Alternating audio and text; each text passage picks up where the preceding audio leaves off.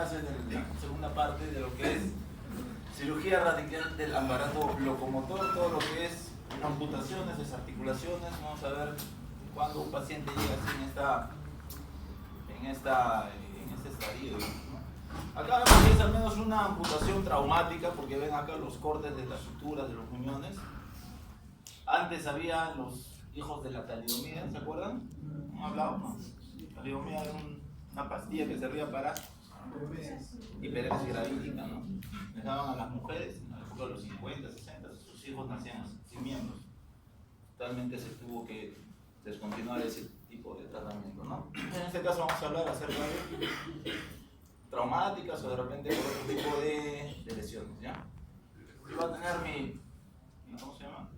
Mi seminario con los alumnos, pero no lo han hecho, así que puedo borrarme más, pero va a ser más rápido. Agradezcan. ¿Qué es la amputación? Antiguamente pensábamos de que era una falla en la ortopedia, una falla en alguna amputación. Los pacientes llegaban con fracturas expuestas, los traumatólogos los operaban en ese momento, pero a causa de la gran lesión que tenía, el sangrado o de repente la exposición de partes blandas, se tenía que llegar a amputar ese miembro porque se infectaban otras complicaciones, ¿no? Antes se pensaba esto, pero ahora en la actualidad se sabe de que no es una falla en la ortopedia, sino más bien es el primero, el inicio de lo que es el tratamiento rehabilitador para que el paciente llegue a sus actividades normales, ¿no? Si es que uno se amputaba, al final iba mal, iba a tener una osteomielitis, una infección, al final una secuela que el paciente no iba a hacer sus actividades, mejor se le amputaba para que con la ayuda del muñón bien hecho y con la prótesis el paciente pueda al menos caminar, ¿no? La cirugía de la amputación es una cirugía reconstructiva que es el primer paso para la rehabilitación. Como les decía, primero tiene que amputarse, después tiene que venir la rehabilitación. Con la rehabilitación y un correcto uso de prótesis, el paciente se puede caminar, bailar, saltar, correr. No es una discapacidad, no es igual que incapacidad, ¿no? Amputar o salvar un miembro es una de las decisiones más difíciles que nosotros vamos a tomar. El paciente no quiere amputarse, el paciente quiere salir con sus 4 extremidades, el paciente quiere sentirse útil, trabajar, mantener a su familia, ¿no? No quiere ser una carga para su familia, ¿no? Entonces nosotros tratamos de convencerlo, y cuando es la necesidad ya de amputarlo, entonces se le va a tener que recomendar una amputación o una desarticulación en todo caso, ¿no? Amputación, un procedimiento que va a extirpar una parte del cuerpo a través de uno o más huesos, entonces se tiene que extraer tanto un hueso como el miembro, ¿no? Se va a distinguir de la desarticulación porque la desarticulación separa en una parte, en una articulación, ya sea rodilla, codo, hombro. Antiguamente, sin ningún tipo de técnica quirúrgica, se amputaba lo más rápido posible. Vamos a ver la historia esta, que es una guerra civil estadounidense, no había ninguna técnica. Desarticular, cuando la amputación pasa a nivel de la articulación, normalmente no necesariamente tenemos que dejar la parte o el muñón lo más largo posible, porque eso va a dejar o va a impedir de que haya una correcta adaptación con una prótesis. El muñón debe tener sus características, vamos a ver más adelante, la fuerza y la movilidad y la longitud adecuada. Y en los niños siempre, desde ahorita les estoy diciendo de que siempre es mejor conservar la articulación, entonces tenemos que desarticular antes de amputar a un niño. Historia de la amputación. La amputación es una de las cirugías, las primeras cirugías que se realizó en la medicina.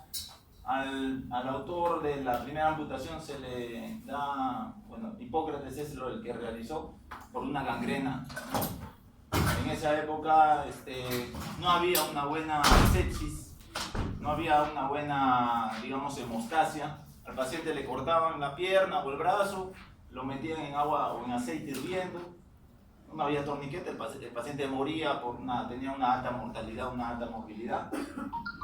Luego vino la época del Renacimiento, toda la época de Edad Media, en donde la religión intervino, no hubo ningún tipo de avance científico, ¿no? A partir de 1575, Ambrosio Paré dio la primera descripción de lo que es la técnica quirúrgica de una amputación. Describió lo que era el torniquete, describió las pinzas hemostásicas, realizó los primeros muñones que se adaptaban mejor. Lister luego vino y con lo que era la anestesia, el éter, los dormía, los anestesiaba, una anestesia general. Y así sucesivamente fue avanzando lo que es la técnica quirúrgica. En las épocas de guerra civil, como les decía, se amputaban, pero los pacientes se infectaban, tenían mal muñón. En 1940, en la Primera Guerra Mundial, los soldados estadounidenses se quejaban porque no tenían un buen muñón. Y en Estados Unidos hubo una sociedad de ortopedia y de colocación de prótesis en donde mejoraron las técnicas, donde capacitaron a los traumatólogos o otras especialidades. ¿Para qué? Para mejorar la colocación de los muñones y así poder activar o mantener al paciente, reactivarlo a la sociedad, ¿no? A pesar de los avances en lo que es la revascularización, la amputación sigue siendo un procedimiento común, ¿no? Proceso emocional que tiene implicaciones en la vida futura del paciente y su familia. No solamente el paciente es el afectado, la familia. El paciente tiene que ser evaluado por asistencia social, tiene que ser visto por los psicólogos, por los psiquiatras, ¿no? Tenemos que llevar a la persona a un buen nivel funcional. Eso es importante. Epidemiología, después lo leen, más que todo. 1.5 amputados por cada 1000 habitantes en Norteamérica. Acá debe ser más, me imagino. No existe una epidemiología, datos acá en el Perú. Siempre los hombres más que las mujeres, de 3-1. ¿Por qué? Porque los hombres tenemos de repente la actividad física, trabajan con más accidentes de tránsito, trabajos laborales, amoladoras, prensas, ¿no? Y pueden tener algún tipo de lesión. No solamente accidentes de tránsito, también los hombres tienden a ser mayor enfermedad vascular, la diabetes, vamos a ver más adelante. Más los miembros inferiores que los superiores, ¿no? Más que todo por una enfermedad vascular, diabetes. Y si es en miembros superiores, el 70% es traumático, porque así nomás no van a ver una mano diabética, ¿no? Existe, sí, pero más que todo es traumática por amoladoras, por accidentes de panificadoras, etc. Miembros inferiores es vascular más que todo y traumática según 22%. Los niños también, por causa congénita, se pueden amputar. Los adultos mayores de 50 a 75 cuando tienen alguna enfermedad vascular o diabetes, ¿no? En adultos jóvenes, más que todo es por una lesión traumática, y en los niños el defecto puede ser hasta un 60% de los casos, ¿no? A nivel mundial, ustedes van a ver en este cuadro que en los países de primer mundo, digamos, tanto un país norteamericano como Estados Unidos o Dinamarca, la causa de la guerra es baja, ¿no? Un 3, un 2%. Un trauma, un accidente, hasta un 30-32%, y más que todo por una enfermedad vascular puede ser hasta un 65-68%. Pero vemos en países tercermundistas, de repente, en África, en Asia, en Zimbabue, en Camboya, la guerra puede ser hasta una causa de un 65% o hasta un 94.5% en Camboya, porque allá, como saben, hay extremistas o hay guerras civiles, ¿no? En donde los paramilitares van a las aldeas, los castigan como amputándoles brazos, piernas. Trauma un 25 o un 4.5 y casi enfermedad vascular. En África sí hasta un 10 y en Camboya hasta un 1% nomás, ¿no? Imagínense cómo los castigan amputándolos. Principios. Tenemos que tener algunos principios para amputación. Determinar la necesidad de la amputación. Vemos de que un paciente, si está con una infección, que esa infección puede llegar a sepsis severa, un shock séptico, tenemos que amputar antes de que siga avanzando esa enfermedad. Una gangrena que de un día para otro va avanzando, también hay que amputarlo. Nivel de amputación, nivel supracondilio, transtibial, desarticular, a nivel del hombro, del codo, dependiendo de dónde está la lesión o la enfermedad vascular. Ejecución de la técnica quirúrgica, técnicas abiertas, cerradas, supervisión postoperatoria. Nosotros, una vez que se amputa al paciente, no lo dejamos a la deriva. Normalmente los pacientes que son traumáticos los hospitalizamos en el servicio de traumatología, pero normalmente son diabéticos, ¿no? Y ellos están en medicina. Nosotros tenemos que ir allá a visitarlos, ver cómo va su DRE, cómo va de herida, que no tenga una herida infectada. Y al final, cuando ya está bien a la semana o menos, entonces se le da de alta, ¿no? Participación en la prescripción de la prótesis, más que todo es la forma como queda el muñón al final. final nosotros cuando lo amputamos. Verificar por consultorio cómo es que queda, que no quede con heridas, que no quede un muñón mal formado o desviado, ¿no? Que tenga un buen colchón para que al final no tenga ningún tipo de secuela o molestia cuando se coloque la prótesis, ¿no? Y siempre estar en contacto con el médico rehabilitador. Ellos son los que al inicio, ni bien están los pacientes posoperados, tienen que llegar a hacer la terapia física. Hablamos de amputaciones abiertas y cerradas. Abiertas son estas de acá, porque vamos a explicar mejor, en donde al final la piel no va a estar cerrando la herida, ya se deja así expuesta.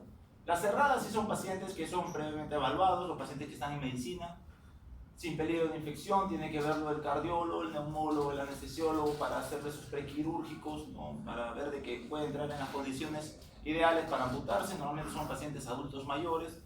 Diabéticos, tiene que verlo el endocrinólogo, si son cardiópatas el cardiólogo, si son de repente alguna enfermedad, ya los geriatras, y al final el anestesiólogo te dice si es que puede entrar o no, que cómo está la hemoglobina, cómo está la glucosa. Todas esas características tienen que entrar para hacer una amputación cerrada y previamente planificada, ¿no? Como les decía, estas amputaciones abiertas son indicadas más que todo en pacientes con infecciones, ¿no? Si vemos con una amputación que está con pus, vamos a hacer el corte justo donde está, digamos, en transtibial o de repente supracondilo, y vemos, hacemos el corte, el paciente ha firmado su consentimiento que solamente se va a hacer acá el corte, y vemos de que hay todavía drena un poco de pus, o hay mala circulación, el músculo está un poco mal estado, entonces se le deja la herida abierta para que siga drenando, para ver cómo va conforme pasan los días y con su manejo antibiótico, ¿no? O pacientes que han tenido heridas traumáticas, fricciones severas en una pierna muy aplastada, tenemos que dejarlo siempre la herida abierta, porque si lo cerramos entonces van a cruzarse los bordes, ¿no? Y como les decía, tienen que ser en dos tiempos. La primera es la limpieza quirúrgica, drenar todo lo que haya, sacar todo el pasto, todo el barro, todo el lodo, de repente una buena limpieza con 10-15 cloruros, dejarlo abierto, puede ser en dos formas, tipo colgajo, con una piel así, y después del segundo intento, segunda intención, esta piel lo va a recubrir, y por amputación circular, como fue la anterior, que solamente se le hace un círculo, ¿no? Según su mecanismo de producción, la amputación puede ser primaria, cuando ya el paciente llega con la amputación o con el pie o con el miembro hacia afuera, se produce en el sitio del accidente. Y una secundaria o quirúrgica, que es la misma que de repente hablamos como las cerradas, que ya son programadas y ya tienen que ser evaluadas por todas las especialidades, ¿no? En cuanto a la causa, la etiología, traumáticas por accidentes, guerras, quemaduras, granadas, balas, etc. No traumáticas, en primer lugar, alteraciones vasculares con diabetes y enfermedad vascular, ¿no? Infecciosas, como las mencionaba, algunos tipos de infección, gangrena, osteomielitis crónica, neoplasias, cuando hay tumores, partes blandas y congénitas. Estas son las no traumáticas. Estas las traumáticas probablemente pueden ir en el examen.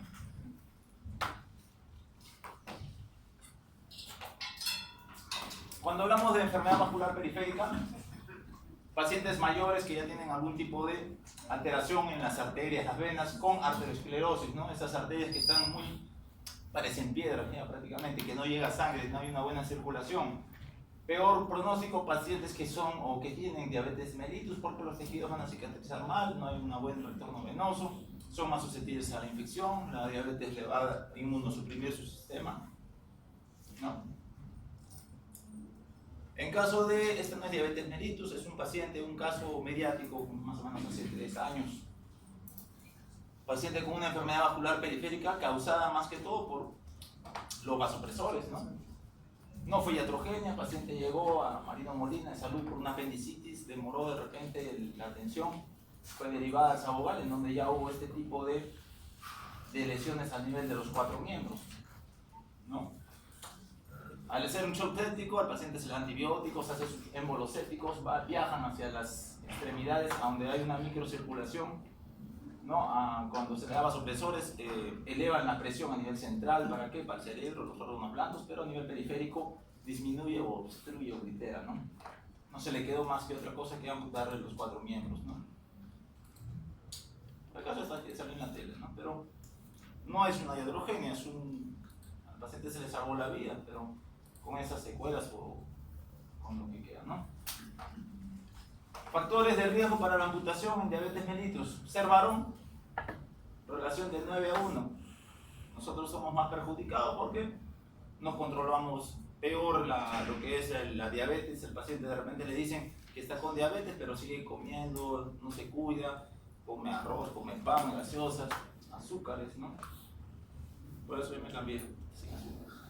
Tener una edad más de 60 años, pobre control glucémico, una diabetes de larga evolución, el paciente ni siquiera sabe que tiene diabetes, a los 30, 40 años le da la enfermedad, pero ya cuando tiene 50, 60, ve una herida pequeña, se hace un control, ni siquiera van al hospital, sino en una campaña simple, le sacan sangre y ven de que tiene diabetes, ¿no? Recibir escasa información de parte del personal sanitario. Ustedes que son personal sanitario, al menos a su familia, a sus padres, tíos, abuelos que son diabéticos, ¿no? Siempre hay que revisarle el pie, hay que verle control con su glucómetro, etc., ¿no? Dos formas en que cómo se puede dar esta lesión en el pie diabético, dos bases etiopatogénicas. Una es la neuropatía. Neuropatía, ya sea la lesión en los nervios distales del pie, una neuropatía que afecta la percepción proprioceptiva, por eso ocurre pie de charcot, en donde hay una mala pisada y al final están destruidos todos los huesos, tanto del tobillo del pie, y el paciente ni cuenta se da, y hay una neuropatía a nivel periférico, la sensibilidad, ¿no? En donde el paciente tiene una herida, ni siquiera se da cuenta de que está, se infecta, el paciente cualquier tipo de ampolla o algo que le lesione el pie en el zapato, algo se hinca, de repente ni siquiera se da cuenta de que está con esta lesión, ¿no? Es prevenible, como les dije, siempre hay que revisar los pies de los pacientes, hay que hacerle unos exámenes especiales para ver si tiene o no tiene sensibilidad. Es la primera de la no traumática, en este caso pie diabético, que siempre esta semana, bueno, hacemos todos los días interconsultas, mínimo hay 6, 7 pacientes que están en medicina que ya los hemos amputado o están próximos a amputarse. Y se operan más o menos 50 pacientes con 50 de cada 100 que tienen diabetes se les va a amputar. Así es como ya los pacientes, probablemente no parece diabético, pero sí es una enfermedad vascular periférica y sí es una úlcera por el pie diabético, ¿no? Si vemos en la ecografía Doppler o de repente una resonancia arterial y el médico de cirugía vascular evidencia de que en esta zona, la que es la arteria tibial posterior, y acá está la poplite, ¿no? Si hay una lesión a nivel de la tibial posterior, que hay una obstrucción total, digamos, no le vamos a amputar acá, ¿no? En el pie, porque acá no va a haber ningún tipo de irrigación.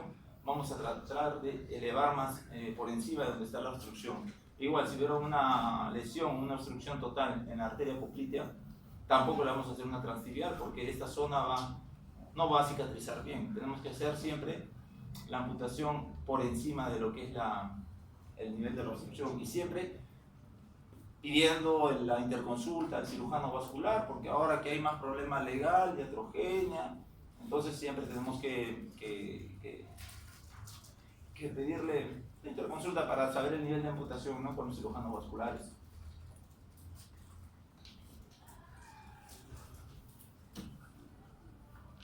Como le dije, esto de acá es una prueba de Siemens-Weinstein en donde es solamente un monofilamento, se le da al paciente, se le estimula en esta zona, se le pregunta si siente o no siente, se le pide que cierren los ojos, si siente acá, de repente acá ya no siente, en esta zona no siente, ya a nivel distal tampoco siente, es porque probablemente ya tiene una neuropatía periférica instaurada, ¿no? En donde al paciente ya tenemos que mandarlo con el endocrinólogo, con el cirujano y con todo, para ver cómo determinar si es que va a haber alguna predisposición para que tenga pie diabético, ¿no? Como el endocrinólogo le va a controlar la diabetes. En medicina ya vieron lo que es la clasificación de Wagner para lo que es pie diabético, que se mide la profundidad de la úlcera, el grado de la infección y el grado de la gangrena. Del 0 al 5, 0 no hay riesgo de pie diabético. Son callos gruesos, cabezas metatarsianas prominentes, dedos en garra. Grado 1, 2. 1, úlceras superficiales, llega todo el espesor de la piel, ¿no? Grado 2, hay úlceras profundas, se lesiona piel, grasa, ligamentos, pero no llega al hueso. A partir del grado 3 ya es una úlcera más profunda, llega hasta el hueso con mal olor. Un grado 4 hay una gangrena limitada con una necrosis de parte del pie, y una 5 en donde es una gangrena muy extensa en donde ya está todo el pie lesionado, ¿no? Estas lesiones traumáticas son más que todo en pacientes jóvenes. Tenemos que iniciarle la interconsulta siempre al cirujano vascular para ver si es que tiene la posibilidad de revascularizar esta zona. Si no hay la posibilidad de revascularizarla, entonces ya nos dice de que hay que amputar, ¿no? Y siempre va a haber una escala, un score para ver si es que se amputa o no se amputa. A veces hay unas esquirlas, estos huesos causan la lesión de la parte vascular. El hueso mismo lo corta la arteria y por eso es que tiene que intervenir acá el cirujano vascular.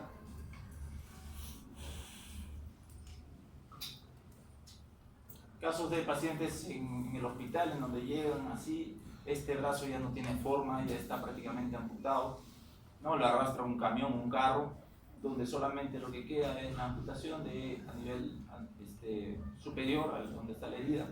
Y al ser traumático, entonces se le tiene que dejar abierta, una amputación abierta, y después en una segunda intención se le termina de cerrar. Si es que el paciente también se salva, porque si vienen tequeados así. En niños con este tipo de lesión, a veces también en mismo tópico se le ha tenido que amputar y referirlo, pero al final falleció el niño porque vino tequeado, ¿no? O así vienen los pacientes donde se arranca piel, se arranca toda la parte ósea.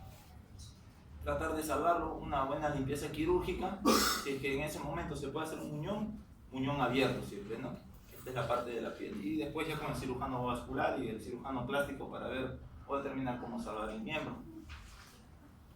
Si ustedes ven a esta paciente que llega a ambulancia, ¿qué es lo que le dirían? ¿Tiene o no tiene pie?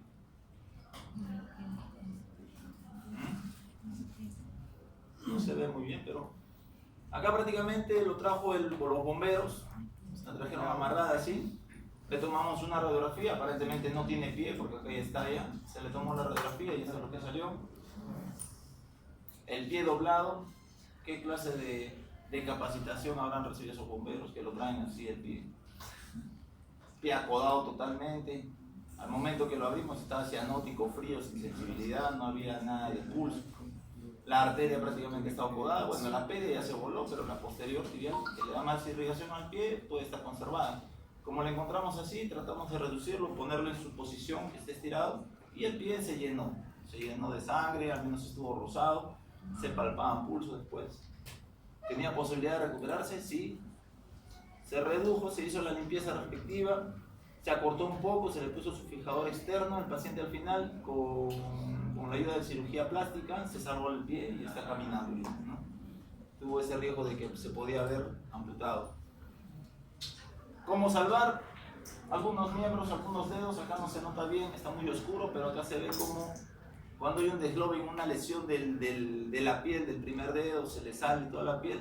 Nosotros tenemos que salvar siempre el primer dedo, que es el más importante.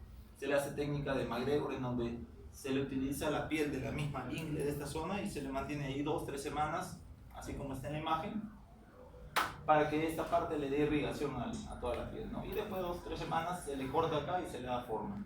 Pacientes llegan así con un dedo amputado prácticamente, con un 10% de piel, un pedacito de piel que le cuelga. Se le advierte al paciente que primero se le va a tratar de reinsertar, ¿no? Pero a veces ya la microcirculación, las arterias principales están lesionadas, 2-3 días ya el dedo viene así, lo que queda es amputarlo, ¿no? Pero totalmente es el tratamiento en niños. En niños nosotros hemos visto que los niños vienen hasta con el dedo afuera, les suturamos, pero los niños son mágicos, pega el dedo. Entonces en niños siempre hay que tratar de suturar como sea. En adultos ya hay un 99.9% de que se van a necrosar. Así llegan los pacientes, solamente se le hace remodelación del muñón y se le cierra esto, ¿no? Y ustedes saben que siempre el dedo principal es el dedo gordo. El dedo gordo hay que tratar de conservarlo siempre, porque el dedo gordo hacemos pinza, hacemos todas las actividades, nos diferenciamos de los monos por eso, ¿no? Que hacemos pinza, podemos lavar nuestros dientes, el lapicero, agarrar todo por el dedo gordo, así que siempre hay que tratar de salvarlo. A veces se hace una pulgarización, que significa que se amputa traumáticamente el dedo gordo, entonces el dedo gordo del pie se se revasculariza, se extirpa y se coloca en el dedo de la mano, ¿no? Ya eso ya con microcirugía arterial o vascular para reinsertarlo y luego utilizarlo, ¿no? Muchos pacientes vienen por ese problema del anillo, tanto puede ser que hasta los puedan amputar, tengan cuidado. Como les decía, los traumas están muy relacionados con cirugía vascular. Los vasculares tienen que ver cómo mejorar la arteria lesionada para poder entrar a sala, ¿no? Estas esquirlas o estos huesos biselados pueden lesionar las arterias y por eso va a comprometer la parte arterial. Ya se transforman, pueden ser unas Gustilo-Anderson 3C, ¿no? 3C ya saben que es lesión vascular. Otra causa traumática son las quemaduras. Las quemaduras, si el paciente viene así, al final va a ser una retracción de esta articulación de la rodilla. Lo retrae, va a tener mala posición, no va a poder colocarse una prótesis, entonces mejor amputar los dos, ¿no? Congelamiento, más que todo cuando hay la pérdida de calor excede la capacidad del cuerpo de mantenerse, entonces no va a llegar sangre hacia las extremidades. La parte de los pulpejos de dedos, de los pies y de las manos tienen muy poca vascularización y su vascularización es muy pequeña. Esto ocurre más que todo en las congeladas, los turistas cuando se pierden en las nevadas, entonces vienen con este tipo de lesiones y hay que amputarlo, no solamente en la punta de los dedos, ustedes ven en películas también en la punta de nariz o hasta en las orejas también, ¿no? Ya cuando vienen por congelamiento hay que amputarles. Infección aguda o crónica, cuando no responde al tratamiento médico, debe ser la indicación para una amputación. Ya les dije ya, cuando está un muñón de repente infectado, hay que levantar o elevar el nivel de amputación. Cuando nosotros vemos una herida infectada de que ya tiene que ser indicación de una amputación, tenemos que deshacernos de ese miembro que más adelante puede dar un shock séptico. Hay otras enfermedades que como por ejemplo la gangrena gaseosa fulminante, que en horas o en menos de 2 días ya está levantando o está infectando todo. Por eso tenemos que amputarlo y dejar la herida abierta, ¿no? Ustedes van a diferenciarlo cuando ya se forma gas dentro de la pierna de repente o de cualquier miembro. Ya se está formando una gangrena gaseosa, como si fuera chuño y estuvieran tocándolo, o bolitas esas de plástico. Lo mismo van a sentir. Y hay infecciones crónicas como por ejemplo las osteomielitis, que tanto es la fístula, tanto es el dolor, ya el hueso está expuesto que es necesario de frente amputarlo. Por ejemplo, tenemos un caso de una señora en un hospital, era microcomercializadora de droga, se tiró del 2.º piso, la primera vez se fracturó, una fractura expuesta, se le puso su fijador externo y ya saben que una fractura expuesta tiende la predisposición a hacer osteomielitis crónica, ¿no? Y así cada vez que la buscaba la policía, como 4 o 5 oportunidades se tiraba y se fracturaba el mismo hueso. Ya tanta lesión ha tenido que ha tenido fístulas, ha tenido el hueso expuesto y se le tuvo que amputar. ¿Por qué? Por el problema de una osteomielitis crónica, ¿no? Que nunca van a curar prácticamente esta osteomielitis. Tumores, ¿ya han tenido la clase de tumores hoy? Ayer. Cuando son tumores primarios, malignos, sin diseminación, entonces hay que tratar de amputarlos, ¿no? Lamentablemente acá en el Perú, en zonas, digamos, de atención primaria, los pacientes llegan de provincias, van a los centros de salud, pero ya están prácticamente las tumoraciones así grandes, dolorosas, donde se ha diseminado todo lo que es el tumor, ya ha hecho metástasis, se ha viajado a pulmón o a otros huesos, ¿no? Se le puede hacer la extirpación, pero ya está dada la metástasis, ¿no? Solamente tratamiento para calmar el dolor, porque esto acá duele mucho, ¿no? Y después su tratamiento oncológico de radioterapia, quimioterapia, ¿no? Siempre el objetivo va a ser resecar la neoplasia maligna antes de que metastasice, pero acá lamentablemente llegan los pacientes con tumores ya muy grandes, ¿no? También pueden, o llegan más que todo cuando tienen fracturas patológicas, cuando el tumor ha lesionado tanto el hueso que se fractura. Acá, ¿cuál es la principal fractura patológica que hay en el medio? ¿Por qué oncológicamente hablando, digamos. Cuando llegan pacientes adultos mayores, se fracturan la cadera, el paciente no se cae, solamente hace un mal movimiento o se choca con la pared y ya tiene fractura, ¿no? Se le hace su radiografía y se le ve que tiene ahí adentro una lesión tumoral, una metástasis. Por eso el 90-95% de pacientes adultos mayores que llegan a la emergencia por una fractura patológica son metástasis, ¿ya? Metástasis a huesos. Osteosarcomas, condrosarcomas, todo tipo de lesión tumoral benigna. El paciente llega así, como les digo. ¿Qué se le va a hacer? Solamente se le va a hacer una amputación supracondilia alta, pero ya prácticamente el tumor diseminado, ya con mucho dolor, solamente tratamiento paliativo. Pacientes que llegan de esta forma, no solamente tiene ahí una tumoración en el húmero proximal, esto ya se ha aumentado, ha llegado a la clavícula, escápula, se le va a hacer otro procedimiento que es una desarticulación. No solamente se desarticula, es una desarticulación escápulo-torácica. ¿Qué significa? Que se saca la clavícula y la escápula y acá queda solamente parrilla costal nomás, ¿no?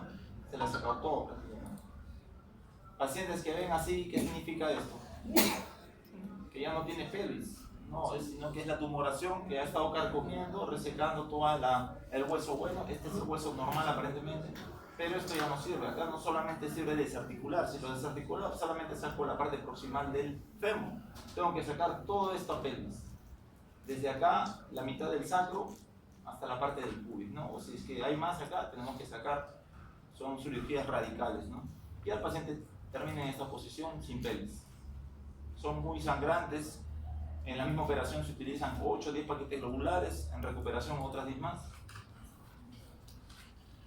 Otra causa, digamos, que no es traumática es una deformidad congénita en los niños, ¿no? Niños que nacen con 6 dedos de repente, ¿no? ¿Cómo se llama esto? Polidactilia. Hay que retirarle un dedo. Niños que nacen con varios brazos o con estos miembros parásitos, hay que tratar de amputarlos. ¿Para qué? Para que tengan una vida funcional normal, ¿no? Estéticamente también. Congénitas un 60% que nacen con alguna patología para amputar, y adquiridas un 40%. Entre las adquiridas son los traumáticos, neoplasias e infecciones. Tenemos que tener 3 cosas en consideración en los niños: el crecimiento, el sobrecrecimiento y la cicatrización, ¿ya? En cuanto al crecimiento, ya les dije, en todos los niños hay que preservar el cartílago de crecimiento de la enfermedad en lo que sea posible, ¿no? Si fuera una tumoración, ahí sí tenemos que resecar lo que más podemos, ¿no? Pero si fuera o tuviera una lesión, un accidente, un trauma en la tibia, ¿no?, o parte del fémur, tratar de conservar la parte de la rodilla o de todo el fémur. ¿Por qué? Porque el cartílago de crecimiento distal del fémur te da un 75% al final de toda la longitud del fémur. Si de niño le cortamos la mitad del fémur, ese muñón va a ser muy corto cuando sea adulto. Entonces tenemos que dejarle todo el fémur. ¿Para qué? Para que crezca el hueso y también la piel, ¿ya? Por eso en los niños hay que desarticular antes que amputar. El sobrecrecimiento es todo lo contrario, en donde el hueso amputado va a seguir creciendo porque él es niño, va a tener cartílago de crecimiento a nivel proximal. Si la piel queda muy tensa, entonces ese hueso va a horadar, va a seguir creciendo, hasta puede cortar la piel y salir el hueso, ¿no? Entonces tenemos que entrar a una limpieza quirúrgica o a cortar más ese miembro, ¿no? Para el examen también, principios generales de Kravitz, en donde se mencionan algunos principios en cuanto a la amputación de los niños.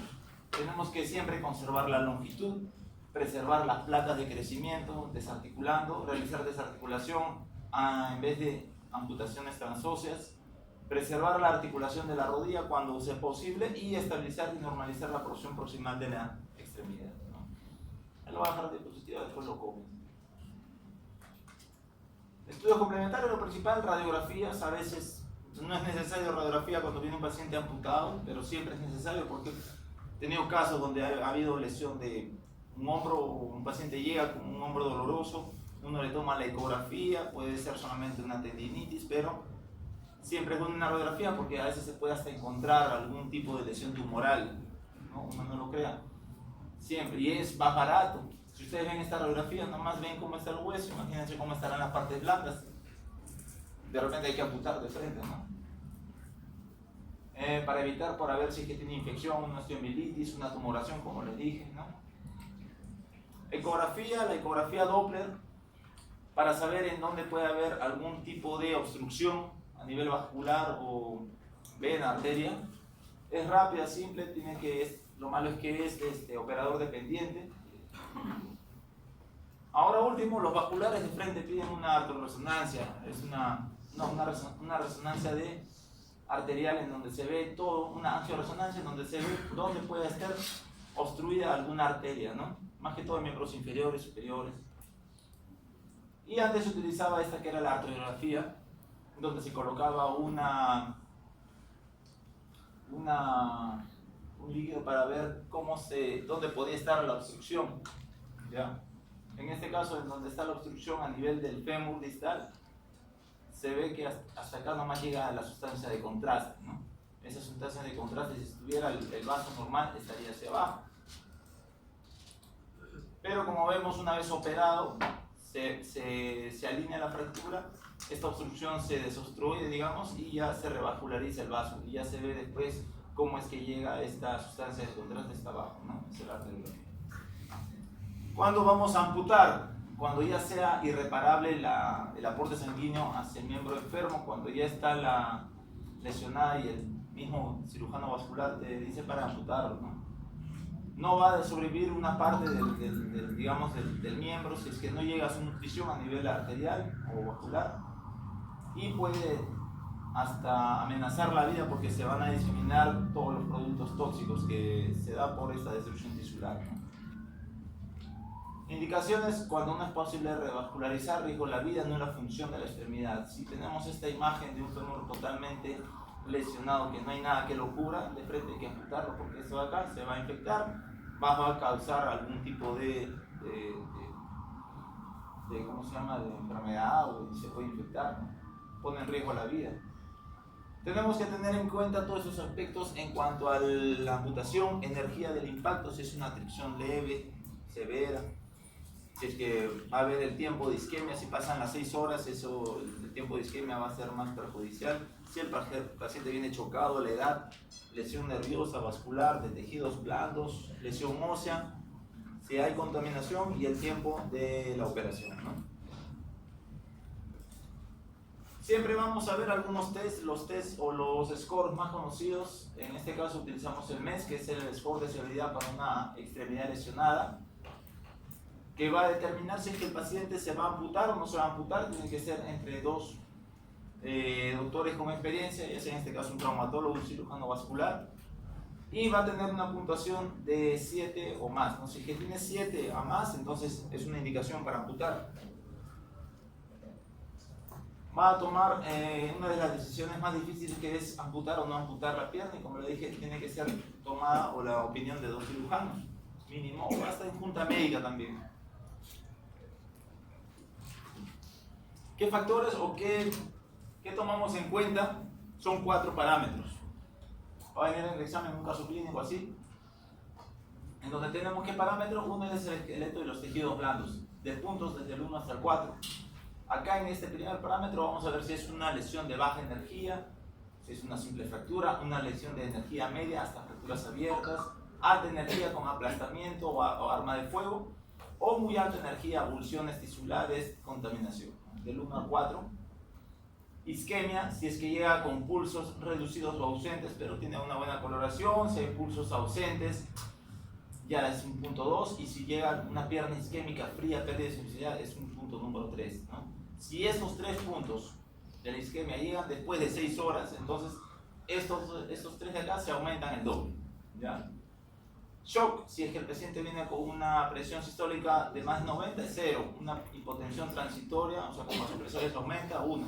Hipotensión persistente, que sin vasopresores o sin reposición de líquidos sigue bajando la presión, entonces es 2, ¿no? La edad, menos de 30, 0, de 30 a 50, 1, de más de 50 es 2, no salió acá, ¿ya? Si yo tengo un paciente que llega con una lesión tipo de partes blandas de alta energía, ya tiene 3, una isquemia, digamos, de que tiene pulsos reducidos o ausentes, pero llega después de 6 horas, sería 2 puntos, ¿no? tiene una hipotensión, una presión sistólica normal y de menos de 30 años, ¿cuántos puntos tendría? Menos de 30, 0, presión sistólica normal, 0, llega con pulsos ausentes, tiene 1, pero se dobla 2 porque es más de 6 horas, y que es una alta energía 3. 3 más 2, 5. Más 0, 5. Más 0, 5. Entonces, si tiene 5 del mes, entonces mejor no amputar o tratar de salvar esa pierna. ¿Ya? Y así, si es que es 7 o hasta más, ya se tiene que amputar. Esta es una forma, ¿no? Pero en realidad, cuando nosotros vemos a los pacientes, si vemos que no hay en ese momento, tenemos que actuar y decidir si es que se va a amputar o no. Siempre con algún traumatólogo de más experiencia. La edad es muy importante, el niño siempre hay que tratar de salvarla y que haya un cirujano vascular que pueda revascularizarlo, que nos diga de repente, ahí nomás queda, hay que amputarlo, ¿no?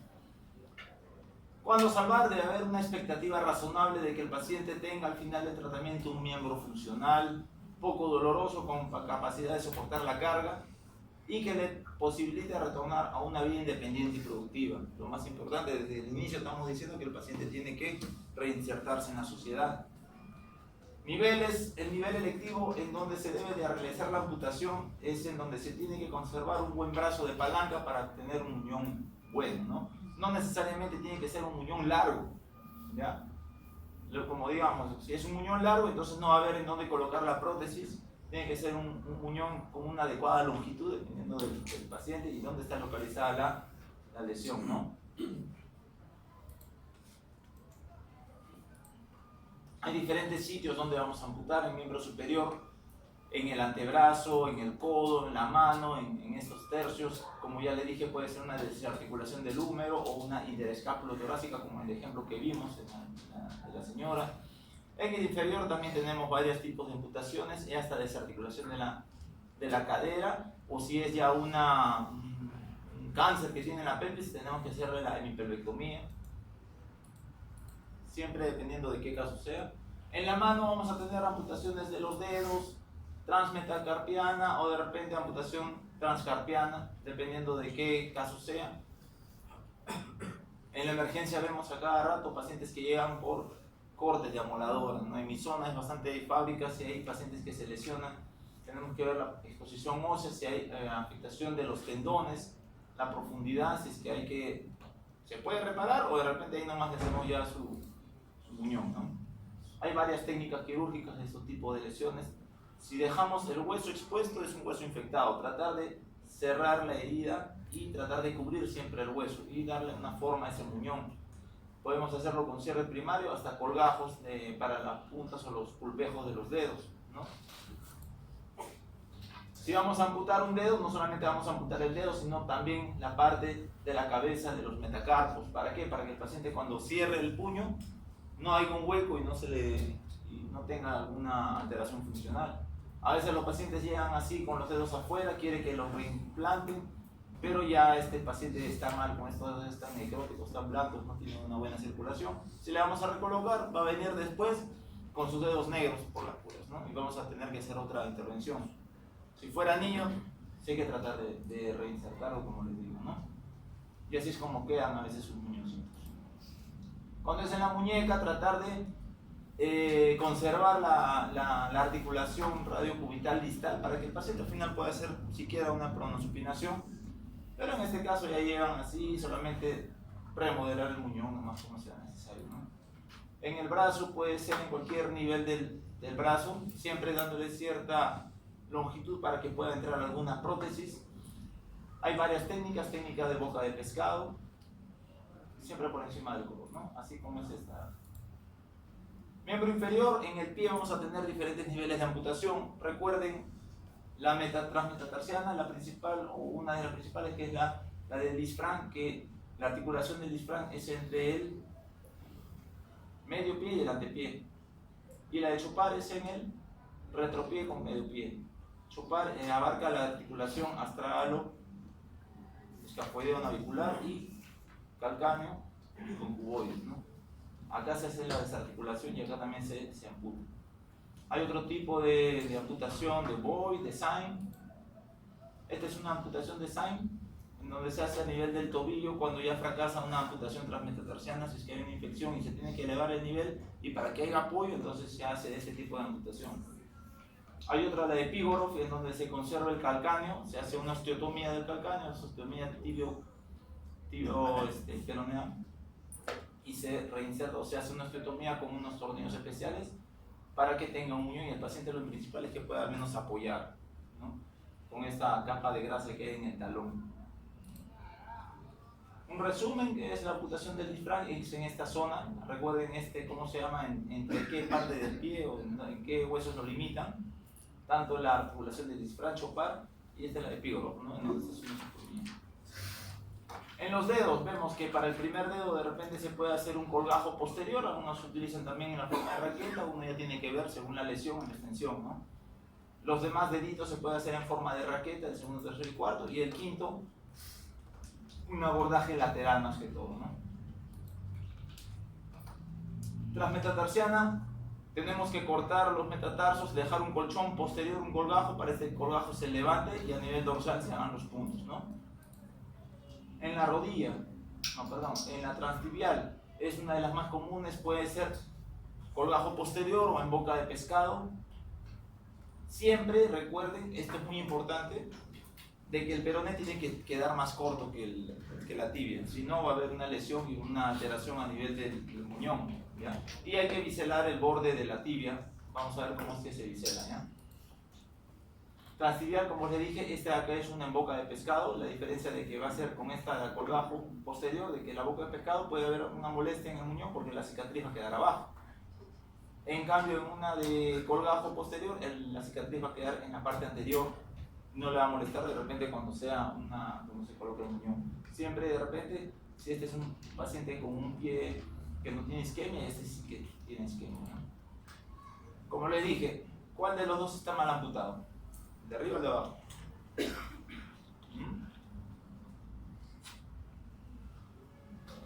Vean el tamaño del peroné de abajo. Está muy largo. Todo lo contrario, el peroné siempre tiene que quedar más corto que la tibia. ¿Ya? Si no, esto de acá le va a molestar como una punta que va a horadar, o el momento de ponerse el muñón, la prótesis, le va a molestar, siempre en esta posición. En la rodilla se puede desarticular, sí, hay dos escuelas, una que te dicen de que tienes que cortarle o quitar todo el cartílago porque el cartílago tiene sensibilidad. Si el paciente trabaja o de repente hace alguna actividad que va a caminar mucho, cargar peso, ¿no?, y va a tener todo el día su muñón o su prótesis, es mejor sacarle el cartílago porque le puede dar algún tipo de dolor. Pero si el paciente de repente puede trabajar o hacer sus cosas sentado, no hacer mucha actividad, este cartílago le puede dar algún tipo de sensibilidad propioceptiva que el paciente puede sentir, ¿no? No va a tener mucho dolor, pero de repente cuando camine con la prótesis puede sentir hasta que está pisando una manguera o algo, ¿ya? La supracondilia, la que más hacemos, es el 80% de todas las amputaciones que hacemos a nivel de todos los hospitales. Tiene que quedar al menos de 10 a 12 centímetros desde acá, de la parte articular, y unos 20 a 25 centímetros desde la parte de arriba.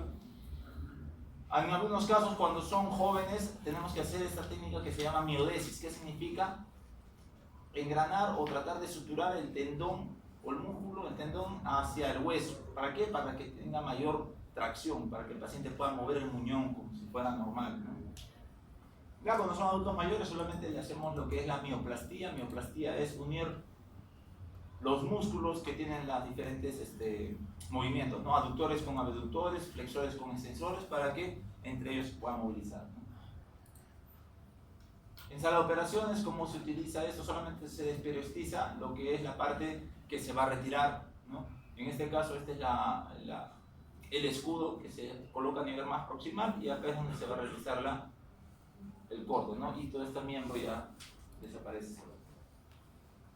Cuando desarticulamos cadera, cuando es un trauma masivo, cuando a veces hacemos una amputación supracondilia y encontramos pus, encontramos mal tejido, se le avisa al paciente o al familiar de que de repente podemos elevar el nivel de amputación. Por eso tienen que firmar su consentimiento y avisarle, si no, no tienen problema legal. O cuando hay una especie de tumoración en esta zona de acá, tenemos que desarticular la cadera. Las características del muñón es que tiene que ser móvil, tiene que tener una piel suave, tiene que tener una buena sensibilidad. Este caso es un mal muñón. Como les dije, este hueso de acá puede estar horadando, no sé qué edad tendrá el paciente, parece joven. que la piel ha quedado tensa y la tibia se ha ido creciendo. En algún momento va a crecer más y lo va a agradar y va a tener un hueso expuesto, ¿no? La cicatriz no se debe adherir al hueso, los músculos se seccionan por debajo del nivel de la sección ósea, los nervios tienen que ser traccionados al momento que uno jala o corta el nervio, tiene que traccionarlo para que esté el corte el nivel mucho más profundo, porque si es que está hacia afuera o se pega al hueso, se pega a la piel, el paciente va a tener un neuroma y un dolor neuropático, ¿no? Porque el nervio mismo se va a inflamar y va a mantenerse eficiente. El muñón tiene que aislarse, todos los vasos se tiene que ligar, eso ya en sala lo tenemos que hacer. Como le dije, el corte del nervio también tiene que ser bien visto y de identificar bien el nervio ciático, porque a veces uno piensa que es el nervio ciático lo corta y al final es la arteria femoral, que hemos tenido casos donde hasta los pacientes que se le corta la arteria, la sangre sale como inyectada como manguera. Tenemos que buscarlo rápido, entonces, ¿no?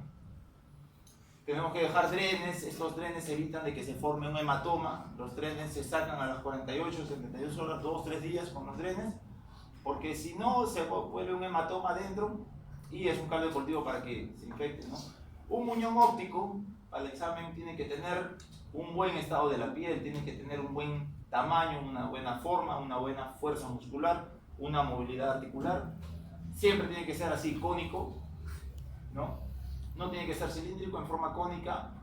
El muñón va a quedar justo encajando en la prótesis para que tenga una buena, digamos, presión negativa, para que salga y lo chupe, ¿no? En cambio cilíndrico no va a haber una buena presión ahí negativa, y peor cuando es cónico en forma de una palta, no va a ser, ¿no? No va a estar bueno. Tratamiento, tenemos que corregir las posturas viciosas ya con el médico de terapia física, rehabilitación, el entrenamiento de marcha, movilizaciones pasivas. Todo esto ya, la parte de terapia física, rehabilitación, y bien el paciente ya está con su idea cicatrizada, tiene que realizar, porque a veces se tracciona tanto que el muñón queda hacia arriba. Eso tenemos que evitarlo. Cuando hacemos el corte tenemos que no dejarlo en 90 grados, tenemos que biselar o darle la forma curva hacia los bordes del hueso. Cerrar sin calentar porque puede haber una necrosis por calentura, ¿no?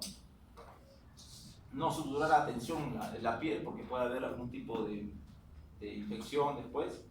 Sutura resolvible en la parte interna y los nervios, como les dije, lejos del muñón para que no se peguen a la piel y no hagan su neuroma. El objetivo de una operación es dejar un muñón dinámico con un buen control motor y también una buena sensibilidad, ¿ya? Un buen muñón tiene que tener una independencia, ¿para qué? Para que tenga la prótesis y el paciente pueda caminar normal, hacer sus actividades. Tiene que tener una buena longitud, una buena movilidad y una buena sensibilidad. Tiene que haber un equilibrio entre la longitud del muñón y la acción muscular. Y un buen muñón tiene que ser un muñón firme para que el paciente hasta pueda hacer sus actividades que antes hacía. Hay pacientes que bailaban o eran bailarines, siguen bailando, siguen jugando fútbol, aunque sea. Normal, tiene que quedar con su actividad, ¿no? Un mal muñón es cuando hay una exposición ósea, como les decía. Esto acá es malo, tenemos que, al final va a tener una osteomielitis, por acá un hueso expuesto, hueso infectado, como les decía. Tenemos que levantar el nivel de la amputación, en este caso también. Que a veces hay una bursa reaccional al momento en que uno se coloca la prótesis, choca la parte blanda y se forma así este tipo de bursas dolorosas que están muy irritadas, ¿no? Un muñón con deformidad, probablemente acá la tibia y el peroné se han separado, está angulado hacia un lado. Hay otras técnicas donde la tibia y el peroné lo pueden unir, hacen una osteotomía, ¿no? Se puede en pacientes jóvenes, sí se ha hecho, pero cuando queda en esta posición de repente no va a tener en forma de pera y no va a entrar el muñón porque está un poco hacia un costado, ¿no? Con una cobertura inestable, ya es una escara en esta posición. El paciente, si se sale el escare, va a tener las partes blandas expuestas hasta el mismo hueso. Tenemos que llevar al cirujano plástico, pero viéndolo bien, eso va a ir a una mala cicatrización, así que podría elevarse el nivel de amputación. Y dentro de las complicaciones de las amputaciones tenemos las inmediatas y las mediatas. Inmediatas en el momento de la amputación, en los primeros días, ¿no? El hematoma, como le dije, son causa o fuente de infecciones se tienen que minimizar con la hemostasia. Tenemos que dejar que ese muñón no esté, o esa herida no esté sangrando. Tenemos que dejar drenes, ¿no? Dren de Penrose o de dren no laminar, sino mejor son circulares, ¿ya? La necrosis de los bordes de la piel cuando se deja una sutura a tensión, no hay que dejar una sutura a tensión, ¿no? Las necrosis leves pueden tratar de forma conservadora, acá se ve que al menos tiene un buen tejido de granulación, que a la larga va a ir cerrando poco a poco, pero ya cuando son heridas muy abiertas, de repente hay que entrar a una limpieza quirúrgica y reamputar un poco más proximal, ¿no? Infecciones. Si es que no drenamos el hematoma, es un caldo de cultivo para que vengan las bacterias, se infecten, y tenemos que drenar los accesos, hacer cultivos en tiogramos, ¿no? Pacientes diabéticos que no son controlados se infectan más rápido, están inmunosuprimidos. Sensación del miembro fantasma es la percepción de que uno tiene en la mente de que todavía mantiene el miembro. El paciente se amputa, pero a veces el paciente tiene un temblor, el paciente piensa que tiene la pierna, se para y se cae porque en su cerebro, en su músculo todavía siente que hasta le quema, le arde, se pica, quiere rascarse y no puede, ¿no? Poco a poco va a ir desapareciendo esa idea de que el paciente tiene que ir con el psicólogo, ¿no? Las mediatas, que son a largo o a mediano tiempo, contracturas del muñón, por eso tiene que ir necesariamente con terapia física para movilizarlo y hacer sus ejercicios, fortalecer la parte muscular. Neuromas son los nervios que han quedado prácticamente pegados a nivel de la piel o del hueso. Tiene que evitarse seccionando los nervios y lo más proximal posible, ¿no? Los muñones no funcionan, como vimos antes, con bursitis, con una desviación. Las úlceras por compresión también son unas complicaciones mediatas o a mediano o largo tiempo, ¿no? Ya para finalizar vemos cómo son las prótesis. Las prótesis son aparatos que van a compensar la ausencia total o parcial de una extremidad. No es igual que una prótesis articular, esas son prótesis para los miembros, ¿no? Deben ser confortables, útiles funcionalmente y también tienen que ser cosméticamente aceptables, ¿no? En algunos casos debe de darse lo más antes posible. Si es un paciente joven que de repente puede entrar en depresión, que de repente quiere caminar lo más antes, se le hace su amputación. El mismo día de la amputación se le coloca hasta un tubo de PVC, ¿no? De 6 pulgadas, se le adapta. ¿Para qué? Para que el paciente al otro día pueda caminar y no sentir esa sensación de haber perdido un miembro, y hasta puede caminar y no se va a deprimir. Pero normalmente lo que hacemos es esperar de que esa herida cicatrice bien, ¿no? Y después de algunos meses, ya con la terapia física, el paciente se puede adaptar a una nueva prótesis. La ubicación de la prótesis se da cuando el muñón sea indoloro, una actitud fisiológica y circunferencia que haya reducido. En este caso tenemos acá una amputación supracondylar y acá una desarticulación, ¿no? 2 tipos de prótesis para un paciente.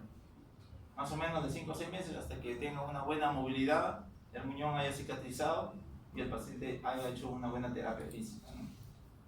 En el miembro superior va a predominar lo que es la función fina distal. En este caso puede ser con garfios funcionales, son poco estéticos pero muy útiles porque el paciente se puede coger algún vaso, algo, ¿no? Puede hacer la función de pinza. Y hay prótesis mioeléctricas de miembro superior, son ya robóticas más avanzadas, ¿no?